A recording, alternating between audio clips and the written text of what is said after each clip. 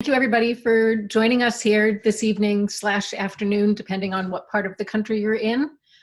It is good to be here. We are here to talk about counting and mission and metrics and measurements and all that kind of good stuff. So we've got a lot to cover.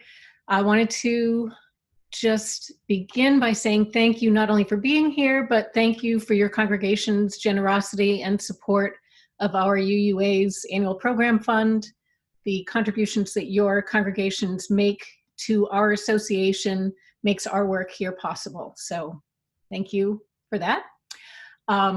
Meg Groot was my colleague that you just heard from. She is doing the tech tonight. I'm very, very grateful for her. My name is Karen Bellavance-Grace, and we both work for the New England region of our UUA. And it is wonderful to see folks from other regions joining us as well. I'm going to share my screen and start some slides, and I'll come back in a little while and we'll do some feedback, and that's kind of the way it's going to go. There'll be some presentation, there'll be a chance for us to reflect and maybe put some things in the chat box and hear from a few people, and we'll just see where it takes us for the next 80 or so minutes. Sound good? Okay, great. Bear with me while I share my screen here.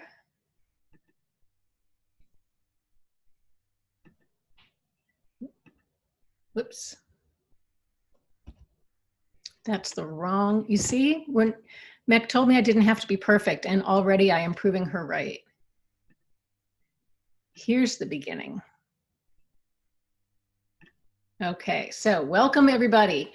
I wanted to go through a roll call of who all is here because we've got such an extraordinary range of geography here. It's wonderful to see everyone from not only New England, but Nebraska and New Jersey and California is really showing up tonight. It's great to see everyone here.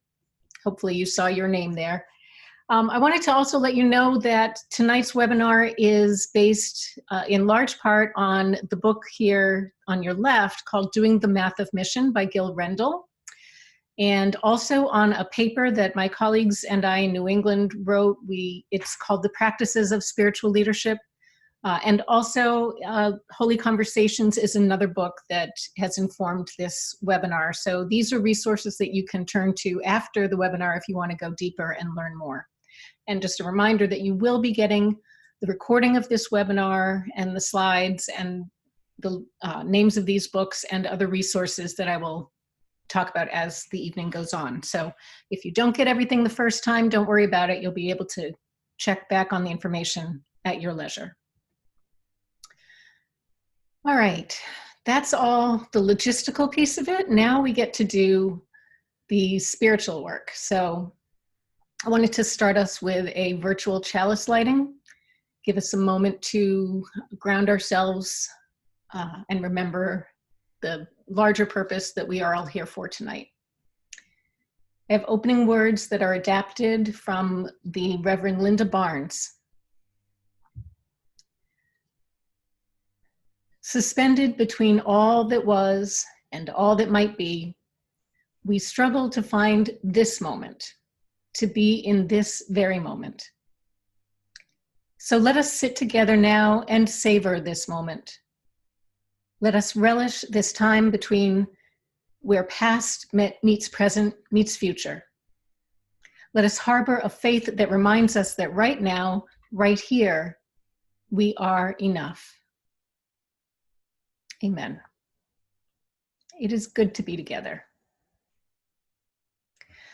So I'm going to start off by assuming that everyone is here because we share a belief that that it is important that we, as stewards of our congregations, that we are accountable, that we want to be sure that we are being responsible stewards for our people's time and for our people's finances and for our properties. We know that we need to have ways to assess and evaluate how we are doing with this important stewardship business, right? And often the first thing that we reach for to assess how we are doing those things are the things that we can count.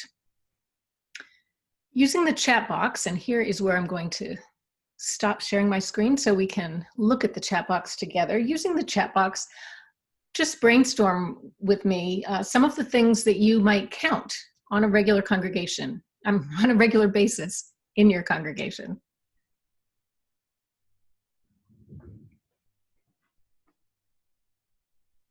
People in the pews.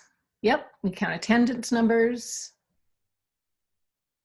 We count the RE kids, pledges, the offering, newcomers. Yep. Pledges and pledge units, membership, visitors. Yeah, in church world, these things are called nickels and noses. We tend to count things like money and people. So the nickels and noses. I see somebody is also counting Facebook traffic, how much coffee we need. Definitely, we do not want that to run out for sure. Great. So we all have a good grasp on the whole business of counting and what we want to count to know that we're being good stewards in our congregations. But in addition to the things we count, there are things that we can measure. We can measure progress toward a goal. We can measure our alignment with our mission or the difference that we feel called to make in the world. Now, these feel like more squishy kinds of metrics than pledge units and RE membership. And it's not as easy to know intuitively how to do this. So right off the bat, I want to let you know that I'm not going to give you the one right way to measure all of the metrics that matter. We've only got, at best we had 90 minutes tonight and some of that's already gone. So if we could do it that easily and that quickly, I promise you I would. But what we will do tonight is to affirm that it is important that we pay attention not only to counting the things that we are accountable for, but also to measuring the ways in which we are making the difference that our people want us to make in the world. So it's important to take time to reflect on whether we're aligned with our highest vision. And it's important to be accountable for that mission and accountable for the difference we want to make in our community. So tonight I'm going to invite us all to think about what it is that we need to know and how it is we can practice in order to be ready to take on these squishy metrics. And I'm going to give you a couple of ideas toward the end of the evening that you can take home with you and start experimenting with. Okay, so the first thing that I think it's important for you to know before you can start measuring progress toward your goals is you kind of need to know what your purpose is, or what your mission is, or what is the difference that you hope to make in the world. Hopefully that makes sense, that's kind of self-evident that a congregation and its leaders need to be able to name the difference that they want to make before they can start measuring whether they're moving in the direction of that goal, right? Now, I don't know if it's true for any of you, but sometimes my experience has been that Unitarian Universalists, God bless us, we can get so caught up in coming up with the exact right words for our mission statements that we can wordsmith them to within an inch of their life. And I can't see your faces right now, but I kind of hope that a few of you are nodding like you recognize this. So for tonight, I want you to put away that idea of perfection and the perfect mission statement. And I'm not asking you to do that. We don't need to do that for our time together tonight. You don't need to know it by heart. I do, however, think that as a first step, it's really important for your congregation to be able to answer questions like, who are we as a faith community? And who are our neighbors? And who are our neighbors now? Because who lives in our neighborhood now might be very, very different than it was 20 years ago, or a generation ago, or 200 years ago when your congregation was founded. So who are the people around us who are in our neighborhood now? And what is this time and this place calling us to? Where can our gifts be delivered? Like I said, I don't think it's important that everyone in the congregation should be able to recite your mission statement word for word, but I do hope that your congregation can develop a shared sense of how you answer these questions, how you understand yourselves to be in the world as a faith community. Now, each of your congregations is going to have your own answer to these questions, obviously based on the unique people who make up your congregation and based on your congregation's history and your location in the world. But for the sake of our time today, I'm going to offer one way of expressing what I think we can all align our work around. And it's what I believe is the shared purpose of all of our congregations. So buckle your seatbelts, because I'm about to tell a webinar full of Unitarian Universalists that I know what your congregation's purpose is. I'm glad I can't see your faces at this moment, but I'm hoping this is not going to be too controversial. Here we go. The purpose of church is to be a community of practice where transformed hearts are equipped to transform communities and the world for greater good, towards greater justice, through the love and grace of Unitarian Universalism. Now, that last phrase there, that's what makes this uniquely Unitarian Universalist purpose. But this really has been the role of church and the work of church for millennia, to be a community of practice, to be a place where hearts can be transformed and where those transformed hearts can go out and transform the world in the name of the greater love.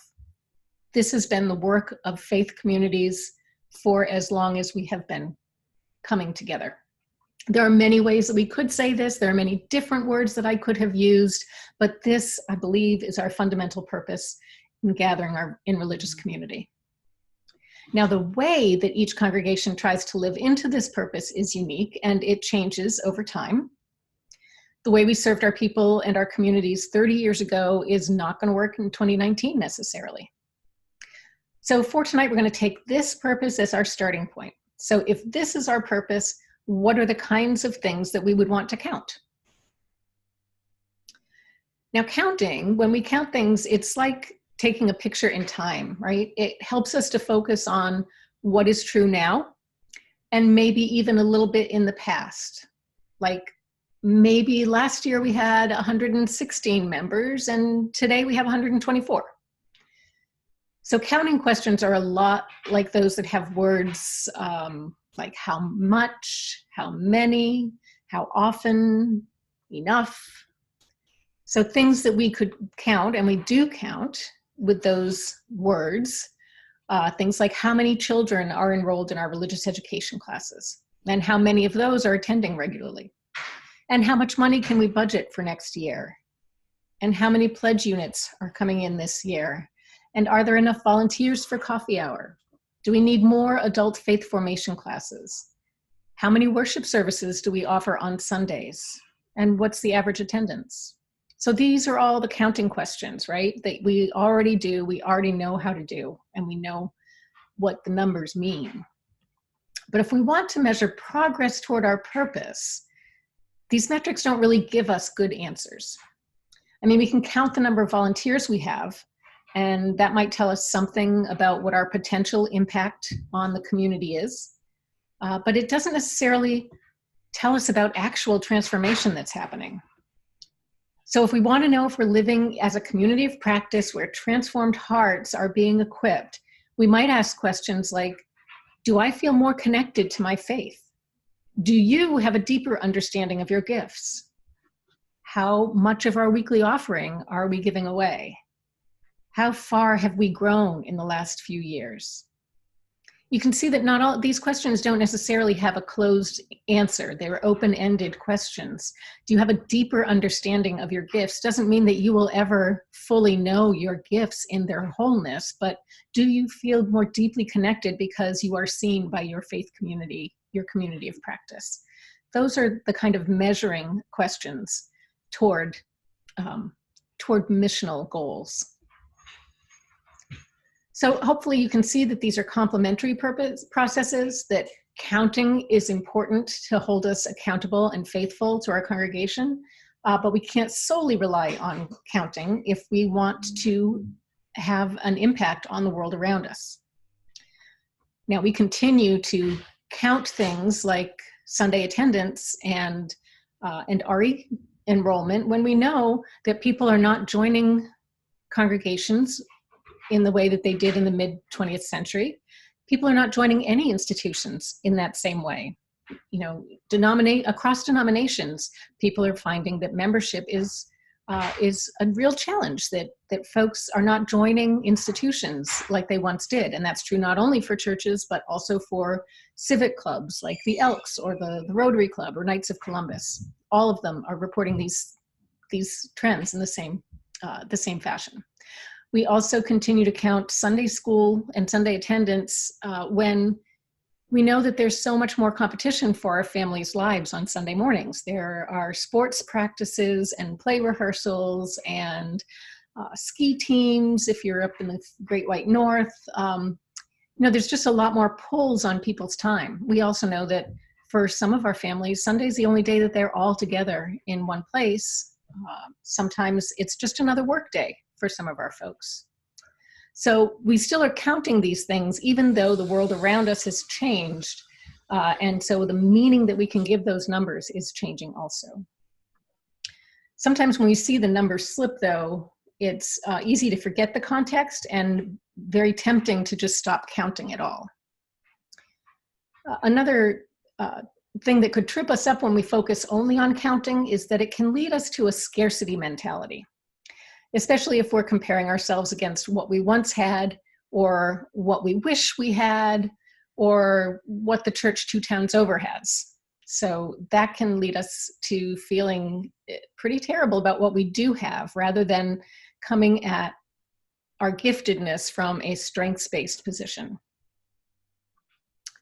It's hard to take faithful risks. It's hard to be bold, and it's hard to stretch ourselves when we're feeling like we're living in scarcity mentality. So that's a danger if we're only doing counting. So when we measure progress toward goals and progress towards an aspirational state that we want to see, this is also a faithful accountability process. It's holding us accountable to our foundational purpose, that purpose where we really want to be transforming hearts and creating a more beloved community around us.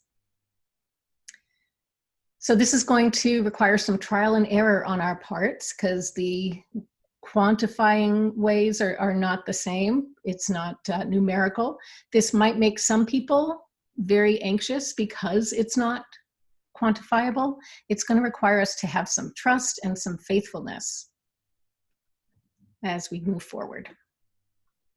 So I'm wondering what you think about this idea about the difference between counting and measuring. And I wonder if you already do some measuring in your congregation right now. And if you do, what does that measuring look like? How do you measure yourselves against your mission, against your goal, against your aspirations? I'm going to ask you to drop some ideas into the chat box. Just take a couple of minutes to reflect. If you're doing measuring now, in addition to counting, what does that look like? If you're not, what do you imagine it could look like? What are some things that you can imagine you'd want to measure? Just take a couple minutes and put them in the chat box, and we'll take a few minutes to share thoughts.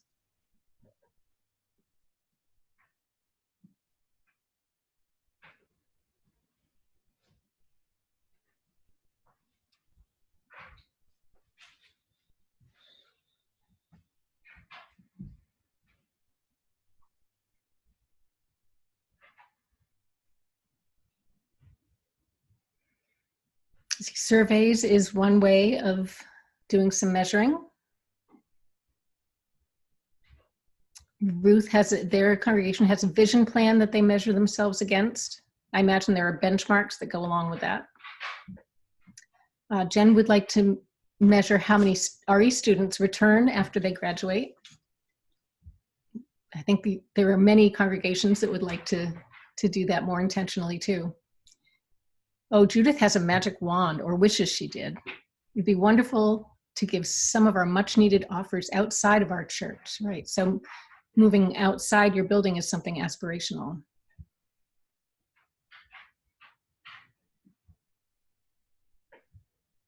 Central Valley, I think that Central Valley you use, get away from the concerns that numbers are everything. Amen to that. South Church wants to measure the effectiveness of their engagement with the community partners. What a great questions to ask. Shared ministry, what another great question. And evidence of justice influenced in the community. Yeah, those would be some squishy metrics to try and nail down. It's hard to know exactly how to measure for those kinds of things. Those are great, great ideas to get us started, though. Thank you for that. So let's think a little bit more about how we do transform hearts. So I don't know if all of your congregations have had these kinds of conversations where you know together what your sense of shared mission is, or what you know together, if it's clear the difference you want to make in your community. Maybe it is, and maybe your congregation hasn't had that kind of conversation, or at least you haven't had that conversation for a while. So it's easy to let that get away from us in the everyday work that there is to do to maintain and sustain the congregation in rolling forward in all of the regular ordinary time things that you do. So this is, if you have not had this conversation with your congregation, this is a place where we would suggest the spiritual practice of discernment. Now, congregational leaders need to be able to name the difference that they want to make in order to begin thinking about whether they're moving toward that goal. We've already said that, and we'll just keep saying that to keep it front of mind for us. In our paper that we wrote last fall, The Practices of Spiritual Leadership, our team wrote that discernment is different than decision-making. Collectively, it can be a practice of deep reflection that's especially helpful when considering several possible paths. It is also not completed in a single moment of decision. The process of discernment takes different forms in many different faith traditions. You should feel free to find the model that works best for your team, but I am going to offer you a model of discernment that you can think about bringing to your team. But before I dive into that, I just wonder, by show of hands, if any of your churches already have a practice of collective discernment that you already use. You can raise your hand or put your answer in the chat box. Okay, so great. So this might be a new idea for you and a new model for you.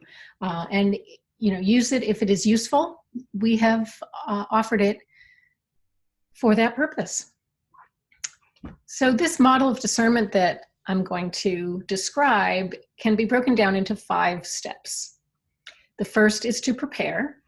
The second is to center in faith. The third is to center the question. The fourth step is to identify your options. And the 5th step we call sweet spot. And that's named for a discernment tool that we're going to provide for you. And of course, it leads to a moment of choice, a decision about a faithful risk or a new direction in which you plan to go after taking these steps. So remember, you're going to get these slides, you're going to get this recording, I'm going to go through this, it's going to feel kind of fast, but this is a process that does not happen all at once. It is a process, and it takes the time it takes to have good conversations to arrive at that sweet spot. So keep that in mind, and bear with me, I might go through this quickly, but you'll be able to review it again later. First stop, to prepare. To prepare to do discernment, we already know that you want to know what difference your congregation can make in the community. You want to know where you're called to right now. So in order to have this conversation, give yourself some spaciousness. Prepare to take some time to give the conversation the time it needs. Don't try to wedge it into your regular agenda somewhere between the acceptance of last month's board minutes and the treasurer's report. It's going to require some more time than that. Prepare by thinking who should be involved in the conversation. Certainly it is your governing board. You are the spiritual leaders and the stewardship leaders, and you are the leaders, the elected leaders of your congregation. So it definitely involves the governing board. If your congregation is served by a minister, it would involve the minister in shared ministry with the governing board. Those are the folks who really do take up the big picture concerns for your congregation. But there may be other people other stakeholders that you feel are really important to have as part of the conversation. It might be other staff people. It might be a representative of a social justice committee. It might be, it might be Miss Helen. I worked with a congregation once where everyone knew that nothing was going to happen without Miss Helen being at the table. So who is the stakeholder? Who needs to be at the table with you when you have this discernment conversation? And the last thing you want to think about as you prepare is having the data you need. So try to project what kinds of questions are going to come up as you undertake this discernment, and think about the things that you have counted that might be helpful as you make your decisions and explore different possibilities. So what kind of data might help? You might want to know how many hours a week your building is already being rented out. Or you might want to know how many people live within a 5-mile radius of your church. Or maybe you want to know more about the people who live in the neighborhood outside your church. Maybe you want to know some demographic information about your community. So the 3 things to prepare: time, people, and data. That's step 1. Step 2 is about centering in faith. So this is just like we did at the beginning of our work tonight. We centered with a spiritual reading. We centered with a reminder that we are a people of faith. So there are a lot of ways that you can begin your discernment process by reminding yourself of this. One is by doing a reading, having a chalice lighting, maybe singing a song. Think about the ancestors that you would like to call into the discernment space. Think about your first minister, or the first person that introduced you to Unitarian Universalism, or your Sunday school teacher from 3rd grade. As you're undertaking this kind of deep exploration, who are the ancestors that you want to have at your back, and whose example you want to remember as you move forward? Once you are centered in faith, it's time to center the question. So what does that mean? It's time to focus on what the spiritual question might be at the core of your discernment. So think about the challenge that is calling you into this time of discernment. Perhaps it's, there are people who are troubled by a drop in the pledge drives over the last 5 years. So a counting question might be, how do we increase the pledge drive? But a discernment question might be, what would a culture of generosity look like in our congregation? So you can see how phrasing the difference as a spiritual question, phrasing the question as a spiritual question, leads in a different path than a kind of problem-solving question, if that makes sense. So let me give you an example from something that is fairly common here in New England, where we have the 2 fastest aging states in the country are actually both located in New England. So in many of our communities, churches are noticing that their neighborhood looks a lot different than it did 25 years ago. More people are moving into the community to retire, and fewer people are moving into the community to raise family. So let's say congregation X is coming to discernment with this as the problem that's weighing on their hearts. So a question to center might be, what are the spiritual needs of the community around us? Which might lead to other questions, like what are the spiritual needs of people in retirement? It might lead to questions like, of the smaller number of families who still live here, are they still feeling served, or are they feeling neglected with the change in demographics? You might wonder, what would a truly multi-generational community sound like, or look like, or act like? You might wonder how the people in your congregation would like you to be accountable for serving faith formation needs across the generations. So all of those would be faithful questions to hang your hook around and begin conversations about what you might be called to do in your community. So once you've centered your question, the conversations that you have about that question will help you to identify options, next possible steps. So there's not just one way forward that's the right way. There are many ways that you could serve your community, and any one of them might lead to powerful ministry, transformed hearts, might lead to more justice in your communities. So how will you choose which path to take? Let's think about that example of the congregation in an aging community, right? So they have a rising demographic of people in retirement and a falling demographic of young families with children. So we might ask, what would a truly multi-generational community sound like, or look like, or act like? Well, you'd have to think about the context that you're in and the gifts that your congregation has. Maybe your congregation has an amazing music ministry. If that's the case, could you take your choir to the 55 and over retirement community and have choir rehearsal there and a second weekly worship service in their common room? What if your congregation has a beautiful kitchen that is serve safe, ready to serve meals to the public?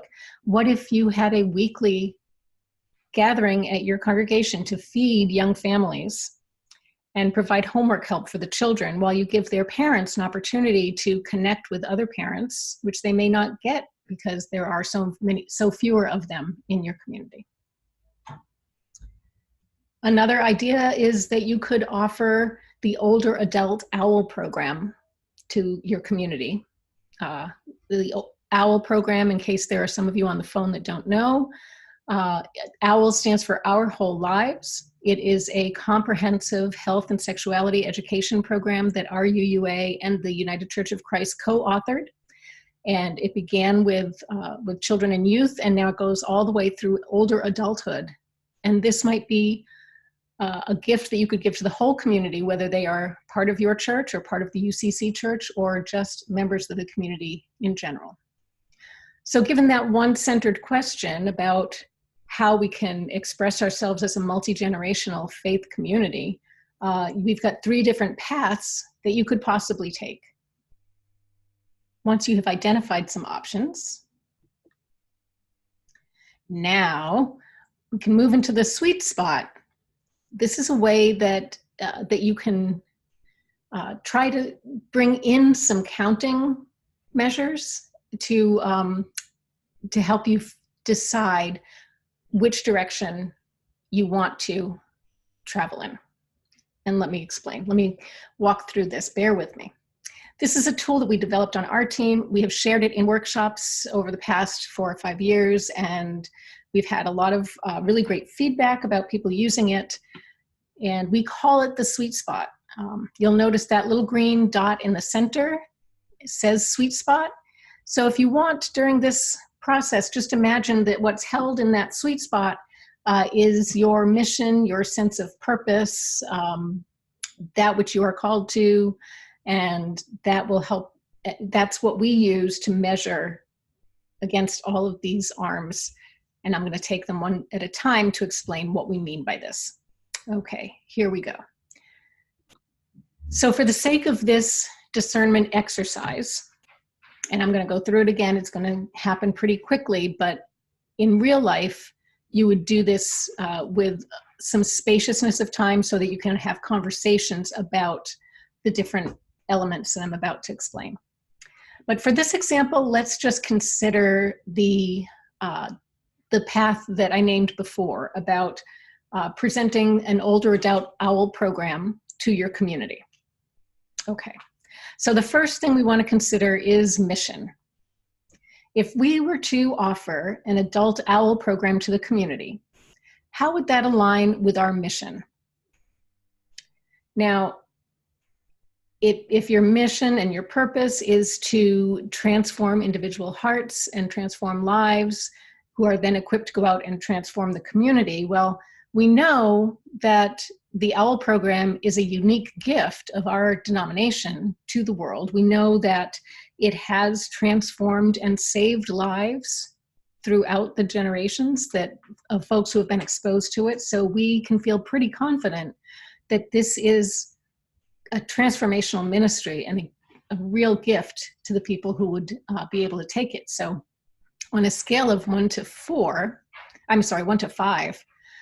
let's give it, a 4.5, because, we're Unitarian Universalists and we just can't do a scale of 1 to 5 without making fractions at some point.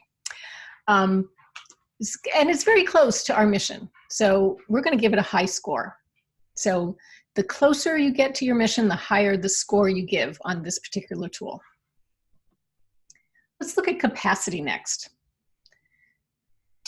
Does your congregation have the capacity to say yes to offering older adult OWL?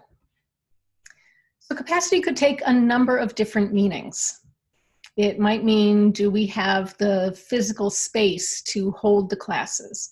It might mean, if we don't have the physical space, can we get it somewhere? Could we partner with a different church to host us in their space, or the public library? Is there a way we can get capacity if we don't already have it?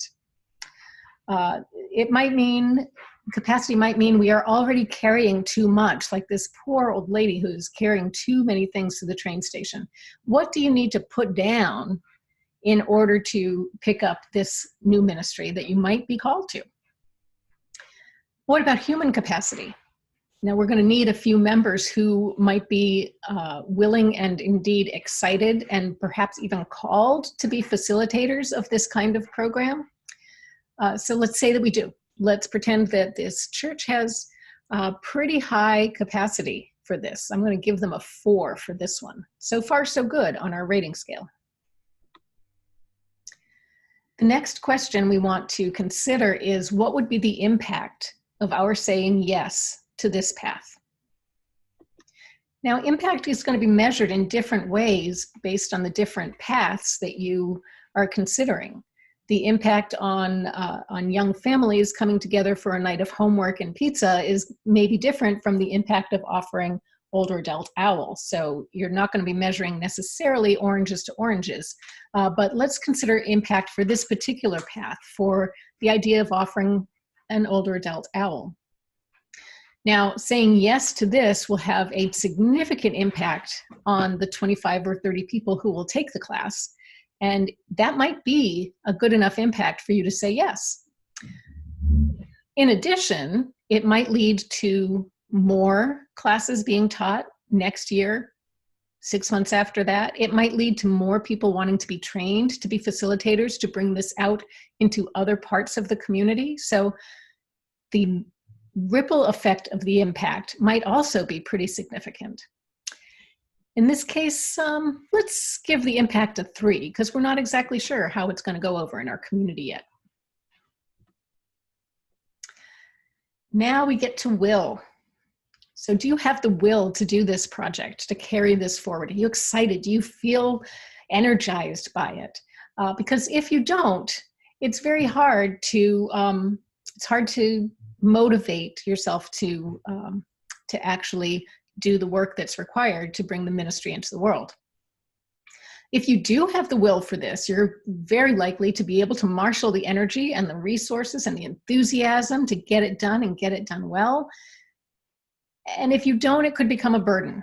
So this is a metric that's pretty important to measure honestly, because it's not something like capacity where you can get extra will or borrow will from the people next door. If you don't have the will for this, then maybe this just isn't your thing.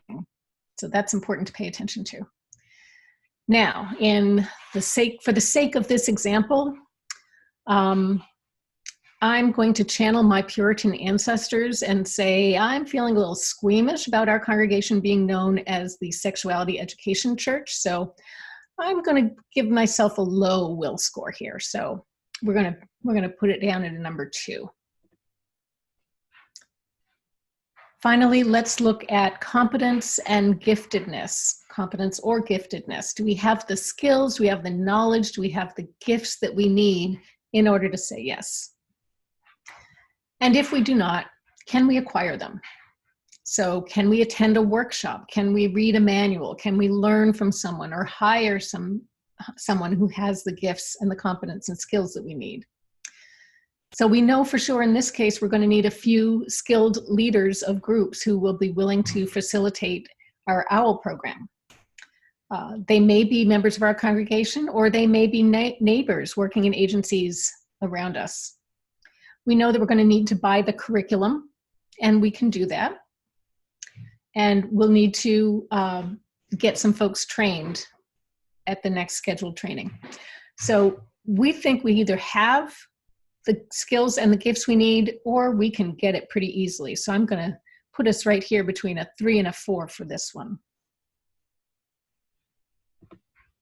So when you're done, you end up with some kind of squishy shape. You can see I've pre-populated this with with the scores of this congregation, and I've drawn a shape around it. So what does this shape tell us? It tells us that on some of these measures, we are really close to our core purpose. That's really encouraging. Then you can look at these outliers and say, is there a way that we can move this closer to the center and bring us closer to saying yes? Now, in the question of will, maybe I'm the only holdout. Maybe I'm the only one who feels uncomfortable with this program, in which case our collective will move from out here on the end of the arm to much closer to the center. And that's another gift of this tool, is that it takes my own personal preference out of it and helps us to collectively come to a place where we have a consensus opinion about where we land on the measuring arm. Now, if your measure for mission is way far out, I think you'd have more conversations to have, but you know, this looks like it might be a fairly doable project for you, a faithful path to take. Now you can do the same thing, the same process for the family homework nights, or for whatever other path that you are comparing them against. And then you'll have 3 or 4 images like this, among which you can discern what path you want to take next. I'm going to stop sharing my screen now and call for some questions or comments in the chat box, because I know I just said a lot of words in your direction and I can't see your faces and I'm not sure how they're landing. So I'd love to have some questions pop up in the chat box, and maybe even we can choose a couple people to ask questions out loud.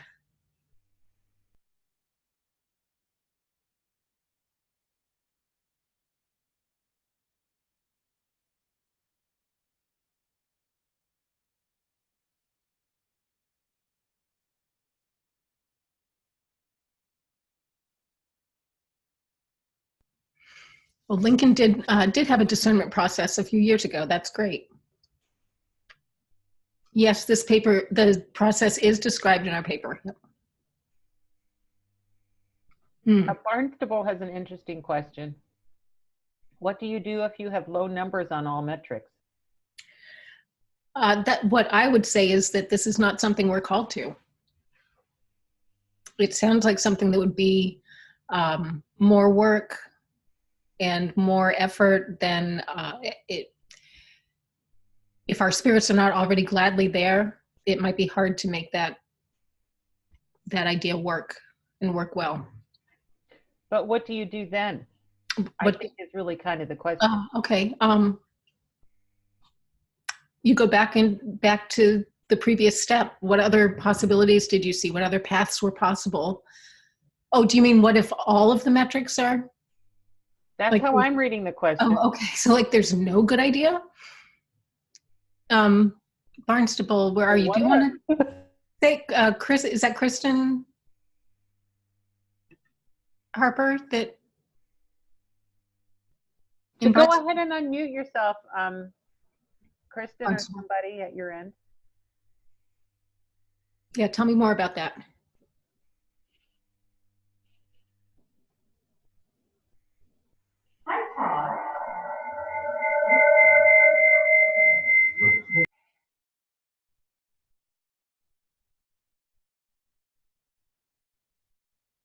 Now I'm mute. Okay. Maybe that won't work. So, do you want to tell me what an initiative that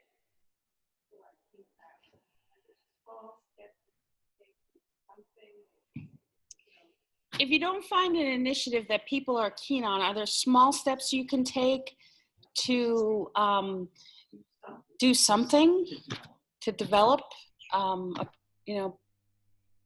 project or program? Absolutely. Right. Yes. The paths that you've identified might be too big a leap.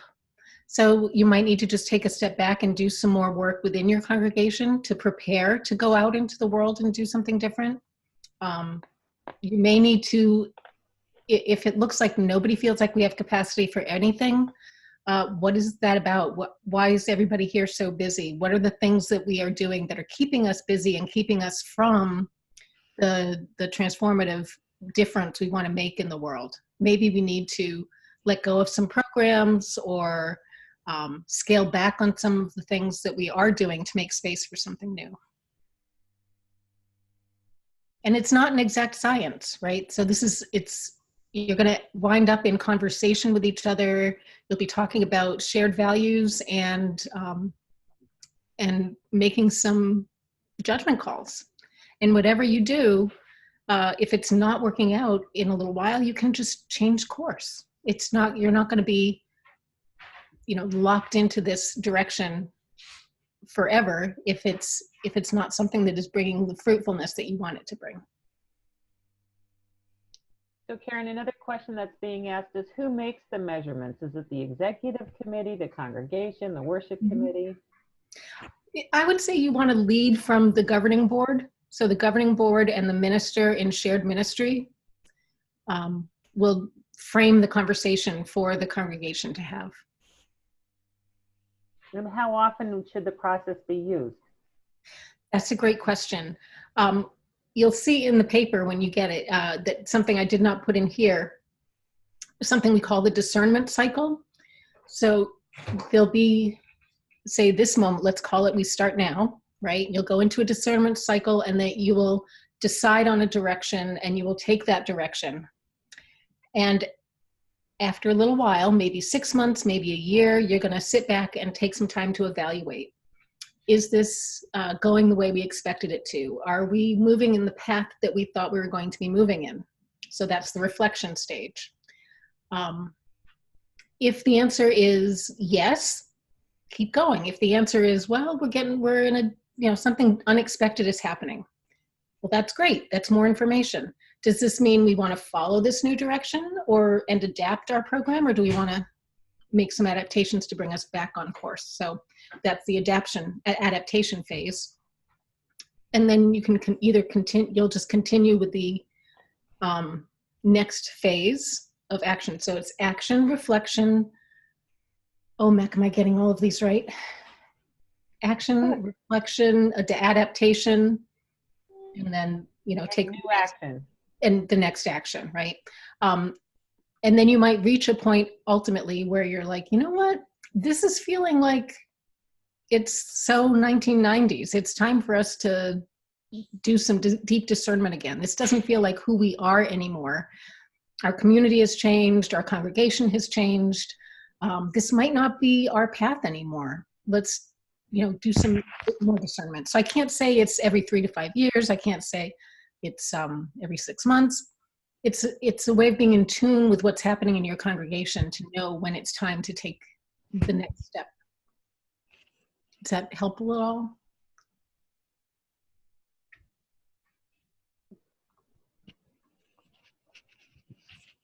Yeah, Lincoln has the idea you can use this process to develop new adult education programs and decide what subjects to offer. Yep. Okay, great. Thanks for those questions. All right, moving back to my slides, that terrible wonky picture. All right, so let's move on. What happens next? So next weekend, you all are going to go to church on Sunday, right? And you'll walk into your church, or you'll go to your next council meeting and you're going to say, hey, I just went to a webinar and we talked about the things that we can count and we talked about things we can measure, and somebody's going to say, oh, that's terrific because we need more. We need to know how to get more money. We need more volunteers. We need more time. We need more ponies.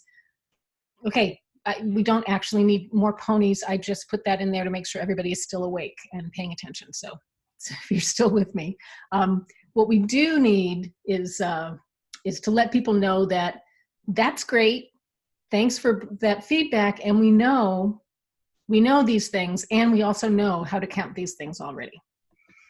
So, but then how do you start to shift the culture of your congregation from focusing on accumulation to focusing on transformation? According to the Gil Rendle book that I mentioned at the beginning of the hour, the answer is by talking, at least in part.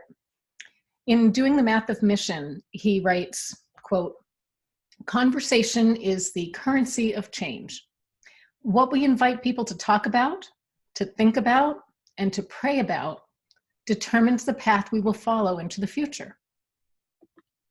In addition, he says, leaders have the power of the agenda. So that's you all.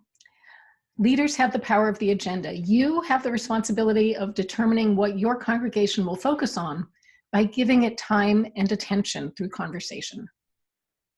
So you can invite this kind of missional thinking by having missional conversations. And these can lead you and your members to curiosity about how exactly we do measure the ways that our ministry is transforming people.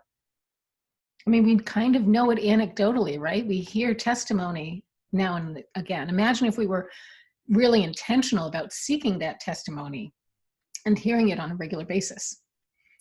Now, Gil Rendle goes on to identify 3 kinds of conversations that our congregational leaders can invite us into. The first he calls maintenance conversations. Now, these serve to preserve who we already are and the rules that we already have set.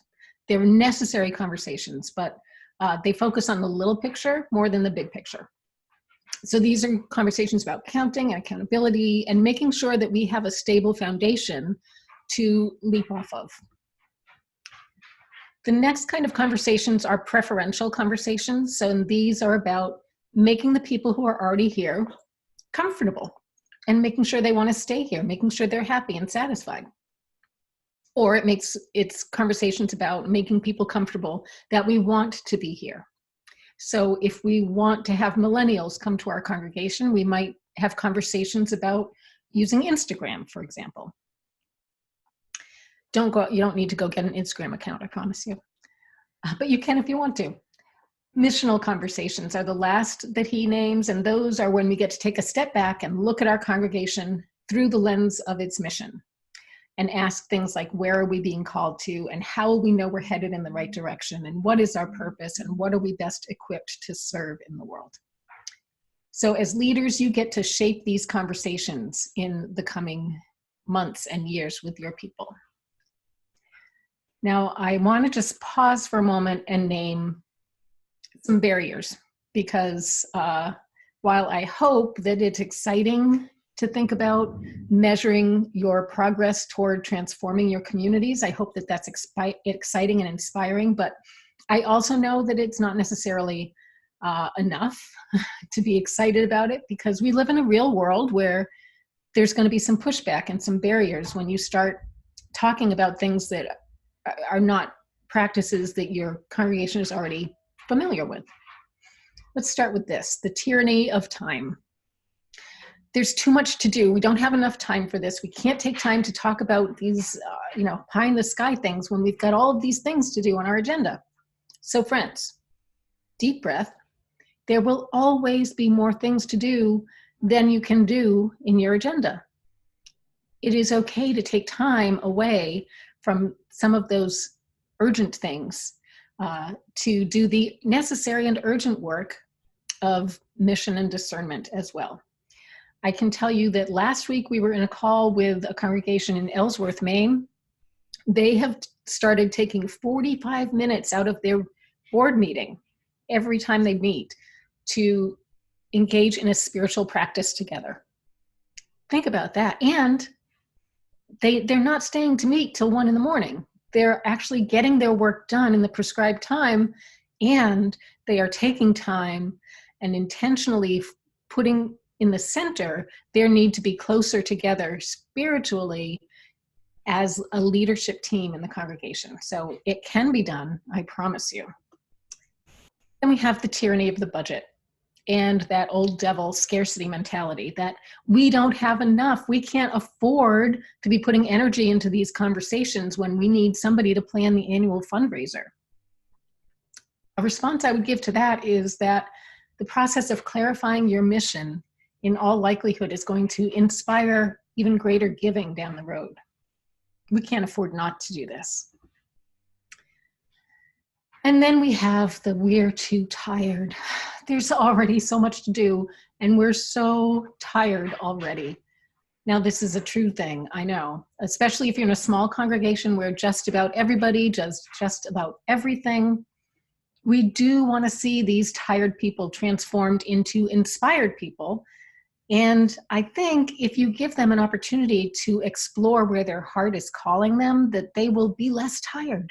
I think people will be more energized by having some of these conversations together. Another barrier might be just confusion, just we don't know how to do this. We don't know how to learn what we don't know how to do, and that's true too. It's definitely hard to measure the change we want to see in ourselves and our communities. Nobody has built a tape measure that measures that yet. The answer to that is just, it's practice. Practice takes practice, and eventually it becomes habit until we are remembering on a regular basis the difference that we are called to make in the world. And we are finding ways to answer our questions about how we're moving towards that goal. Finally, there's just the, I'm already happy here. I'm comfortable. I just want to come worship. I don't want things to be different. I'm happy where I am. And that's fine. I get it. We all go through times when we just need that sense of security and comfort and don't rock my boat. And as individuals, it's important to take that time, to rest in that time. But the congregation as a whole can keep moving forward, keep asking, keep seeking, what can we be doing to bring beloved community closer? Because that work is part of our work, and it's not done yet. It's our whole reason for being. So enough with the barriers. I want to give you some tools to move forward. I told you I would give you some concrete tools that you can take with you. We've talked a lot about some kind of theoretical stuff, but I'm going to give you a couple of things that you can take with you in addition to this idea of a paradigm shift from counting alone to counting and measuring. These are just a couple of ways that you can start working pretty much right away to experiment with these kinds of questions in your congregation. So in the book Holy Conversations, the authors said to begin with accurate descriptions of the present moment, both inside the congregation and outside in the mission field that surrounds your church. So let's start by learning more about where you are right now. Let's start by looking at your meeting culture. Hopefully this isn't happening in your meetings where people are tossing paper airplanes at one another, but if you're serving on your government board, you can help model a new way of doing church business and of holding yourselves accountable as stewards of your mission, as well as stewards of your building and your budget. you can take this assessment tool and assess how well, as a leadership team, you are making progress in this front. So I'm going to offer you this meeting checklist, and it's got a very simple rating system. At the bottom, you'll see you get 3 options. We did great, we did okay, or boy, oh boy, did we forget about doing this altogether. So let's say you don't have to take 45 minutes out of your regular meeting like our friends in Ellsworth are doing, but if you want to, I won't argue. But at least try and set aside 15 minutes at the end of your meeting and ask yourself these questions. You can rate yourself against these statements. I'm sorry, they're not questions. So we made space on our agenda for both missional work and maintenance work. So as an individual, you would say, we think we did okay. Give yourself that rating. We respected each other and attended to our team's needs. How would you rate yourself? We listened to understand and not to respond. You know how sometimes you can listen to what somebody else is saying, but really you're just getting your own answer queued up in your mind? We focused on the future of our ministry and not on the past. We are keeping our workload manageable and leaving space for grace. Now, there's nothing magical about these particular questions. These are ones that I can imagine that a congregation might want to ask itself, the leadership might want to ask itself if they are trying to focus as much on missional work and transformative work as they are on the maintenance work. You can come up with the questions that make sense for your leadership team. But imagine that you asked yourself this at the end of every board meeting. And then together you compared your answers and you tell stories about the ways you did okay and the ways you did great and about the ways you're going to try and do better next time. Well, my thought is that if you do this at every one of your meetings for 3 meetings or 4 meetings or 5, then that's going to turn into a habit, and it's going to, you're going to find yourself remembering these things not only at your meetings, but in between your meetings as well. And it might actually transform your relation to your work on the governing board. But what about the congregation? Here's a tool that I'm going to offer you that you can use right away to take a look at the culture of your congregation right now. So this is a survey you can give to your congregation. You can put it online, you can put it on little pieces of paper, you can have a table set up at coffee hour to have conversations with people. Ask them how they respond to these questions and give them some options for response, like, in the past 6 months, this congregation has helped me, not at all, a little, some, a good amount, or whoa, so much. For example, in the past 6 months, this congregation has helped me deal with other people with more kindness. Remember that I'm part of something bigger than myself. You help me forgive more easily and seek to be accountable for my own mistakes. You've helped me engage practices that strengthen my own faith. I now listen to understand and not to convince. And you've helped me identify spiritual gifts, both myself and others.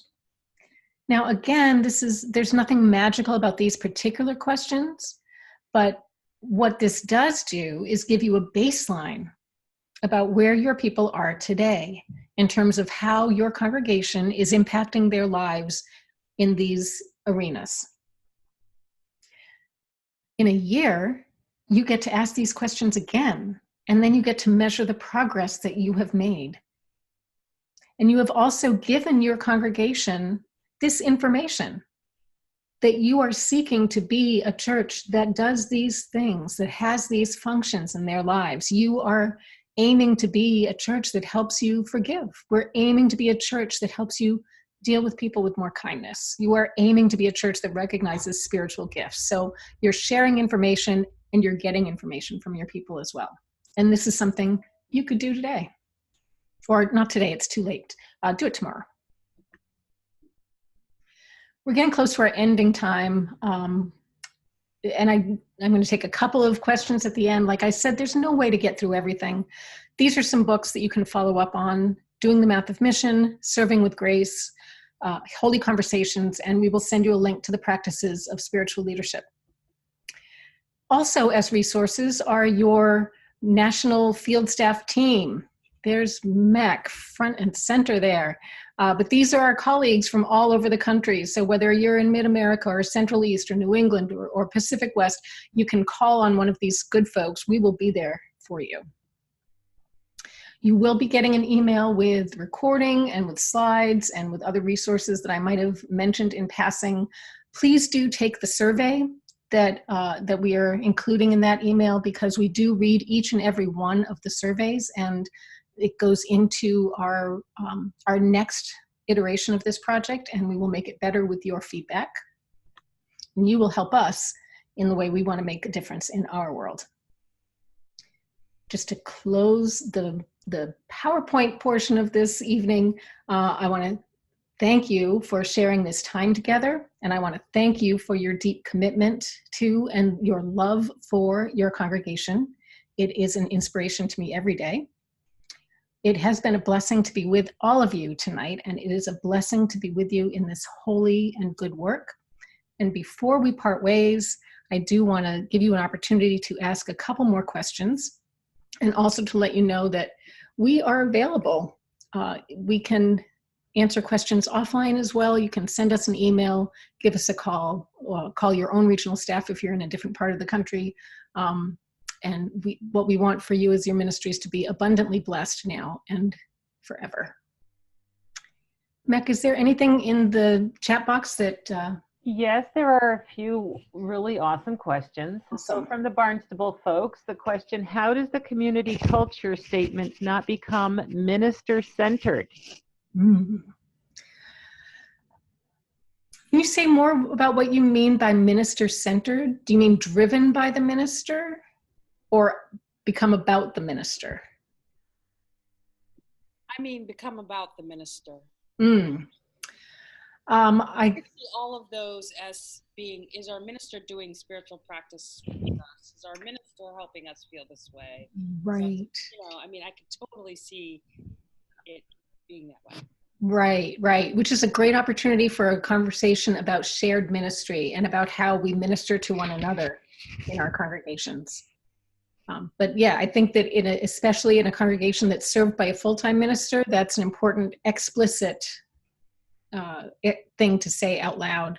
In small congregations, people are more used to ministering to one another and to filling in and partnering with part-time ministers to do that work. But it's a great point. Thank you.